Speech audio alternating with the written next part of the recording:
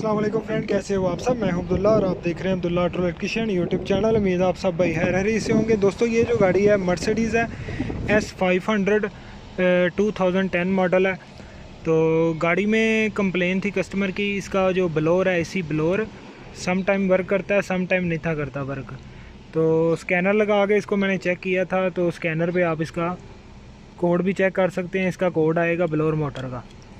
तो ये मैं वीडियो इसलिए बना रहा हूँ कि काफ़ी ज़्यादा भाई परेशान हो जाते हैं कि इसका एसी ब्लोअर कहाँ पे लगा हुआ है। तो सबसे पहले आप ये देख लें कि इसका एसी ब्लोअर ये है, और जो स्पीडों वाला स्विच है जिससे हमारी स्पीड कम होती है और ज़्यादा होती है, उसका स्विच ये है जिसको एसी ब्लोअर रजिस्टर्स कहते हैं। ठीक है, तो ये इसका स्पीडों वाला स्विच है, ये हमारी ब्लोअर की मोटर है। तो इसके बोल्ट कितने हैं पहले आप बोल्ट देख लें, जिसको हम बुरकी बोलते हैं। 1 2 3 4 और 5। ठीक है, ये कवर इसका इस तरह आएगा, ये इस तरह बैठता है, ये आपके सामने है। ये जैसे ही आप बोल्ट खोलेंगे, 2 यहाँ से फ्रंट से और 3 पीछे से, जैसे ही खोलेंगे ये आराम से बाहर आ जाएगा। और उसके बाद इसका ये ग्रिप उतार के तो आप इसकी मोटर को चेंज कर सकते हैं। तो अब इसको फटाफट बाहर निकाल लेते हैं पुरानी वाली मोटर को।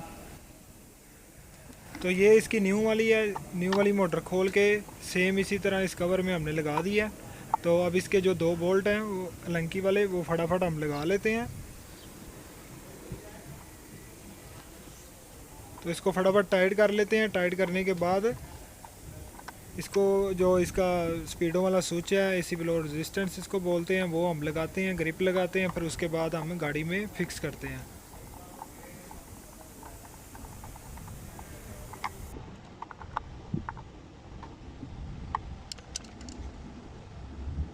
ये इसका एसी ब्लोअर रेजिस्टेंस है, ये इसका मॉड्यूल है।